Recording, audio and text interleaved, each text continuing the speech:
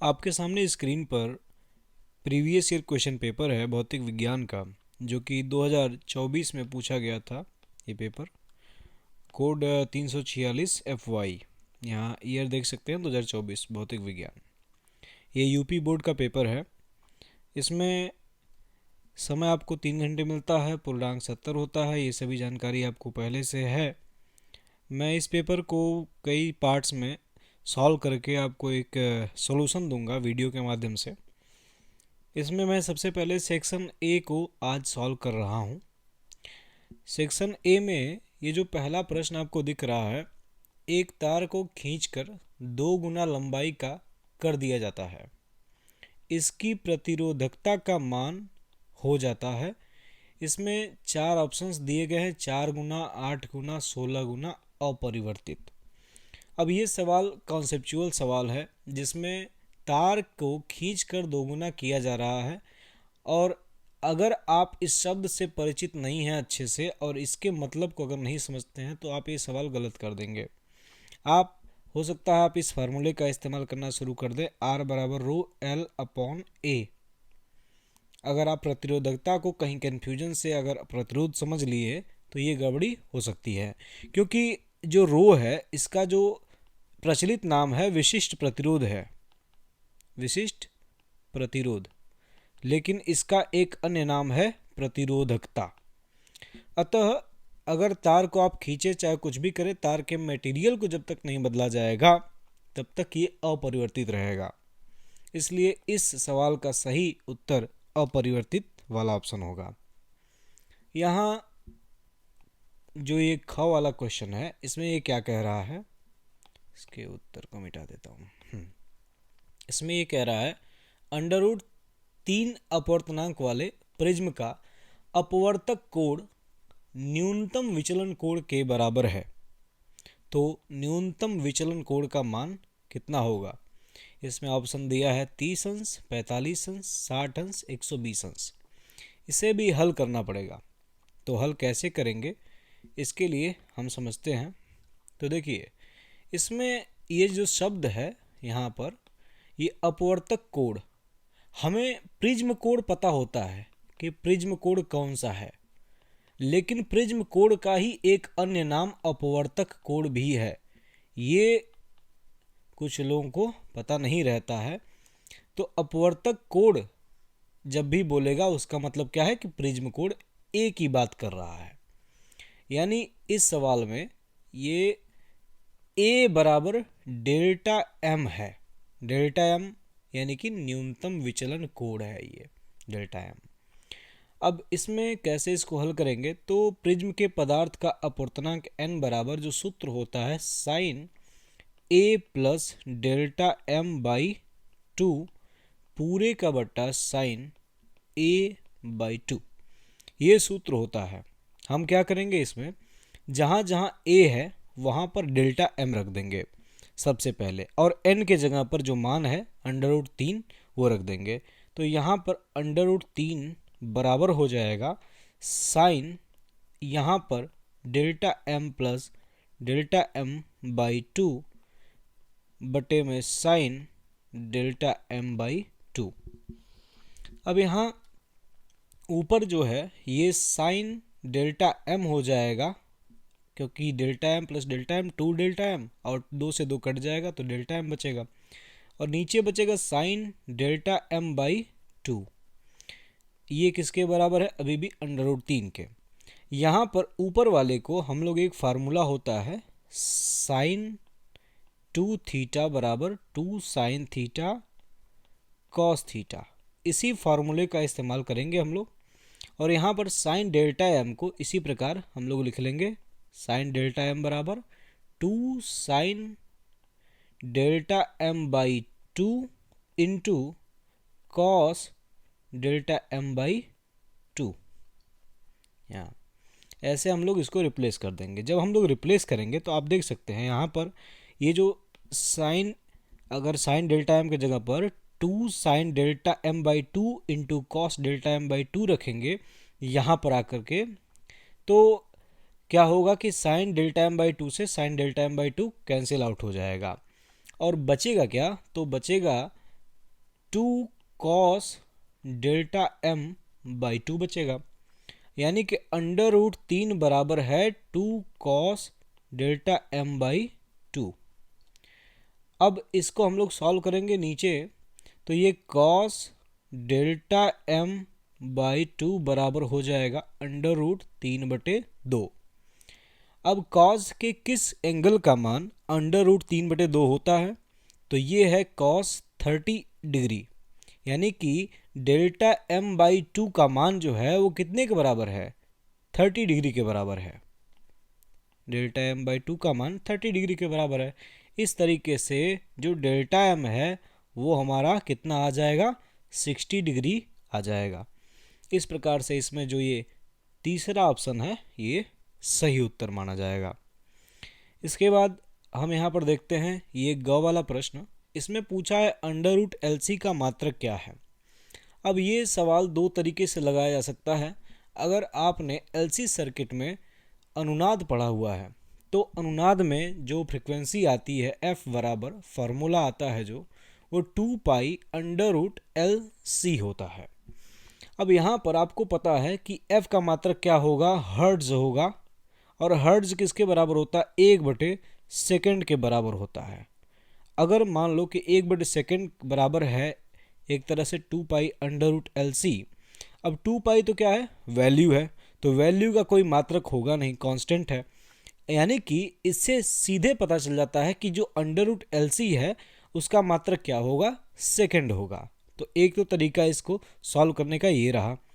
दूसरा तरीका क्या है? अब इसमें थोड़ा सा मैं इसको मार्क कर दे रहा हूँ ऐसे, ये अलग है, ठीक है। दूसरा तरीका क्या हो सकता है? तो दूसरा तरीका कुछ इस प्रकार होगा। देखिए, आपने जो L के बारे में पढ़ा है, L, अगर आपको थोड़ा सा इसके बारे में जानकारी हो स्वप्रेरण, तो स्वप्रेरण में एक कॉन्सेप्ट आता है कि विद्युत वाहक बल L E बराबर LdI/dt इस तरह से आता है। तो यहाँ पर ये जो E है ये विद्युत वाहक बल है, यानी विभव है। तो L बराबर क्या होगा? L बराबर होगा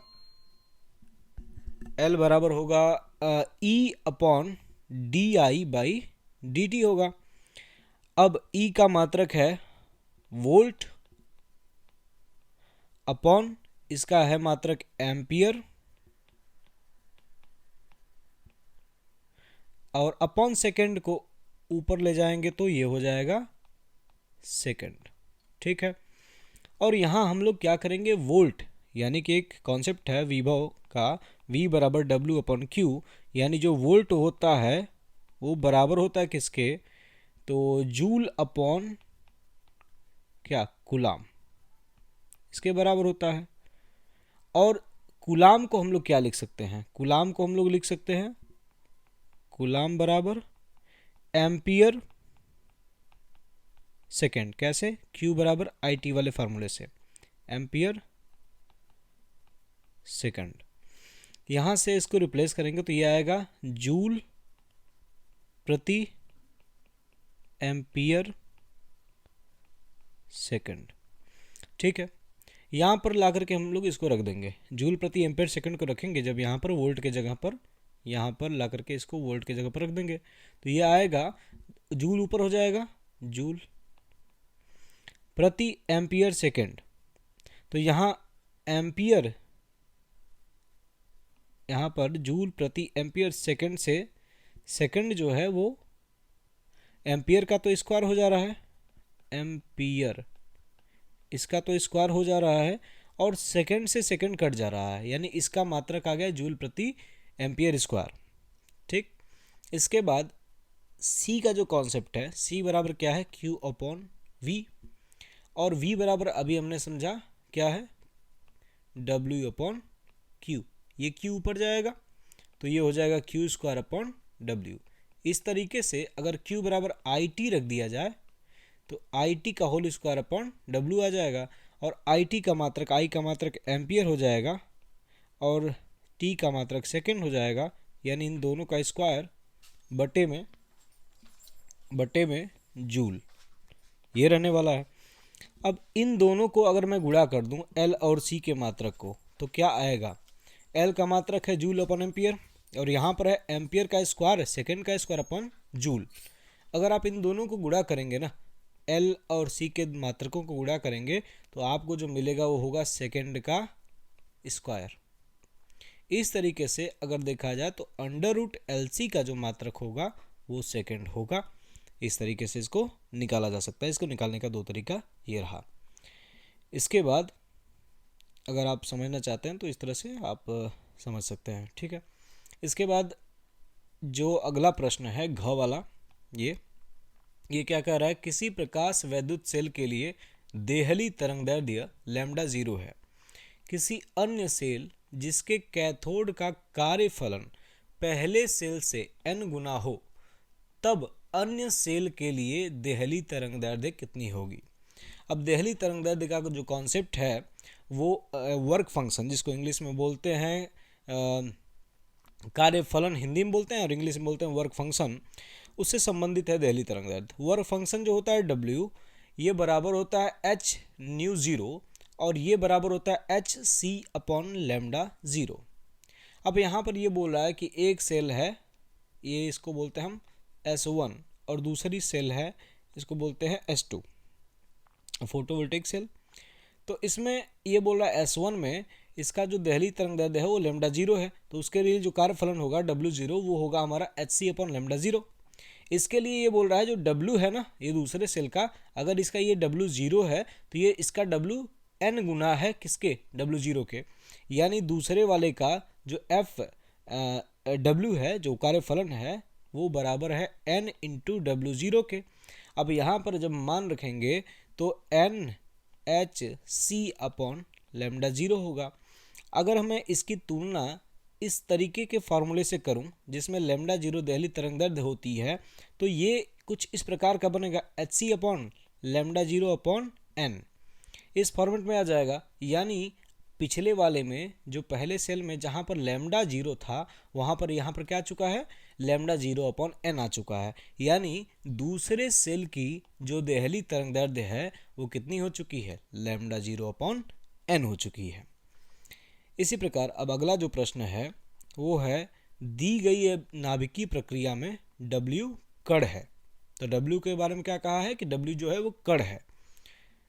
ये सवाल बहुत आसान है। अगर आप देखेंगे इसको तो इधर जो रिएक्टेंट है, रिएक्टेंट साइड में अगर आप प्रोटॉन की संख्या को देखें तो 2 और Z है और यहाँ पर Z+2, तो यानी प्रोटॉन सारे जो है एडजस्ट हो चुके हैं।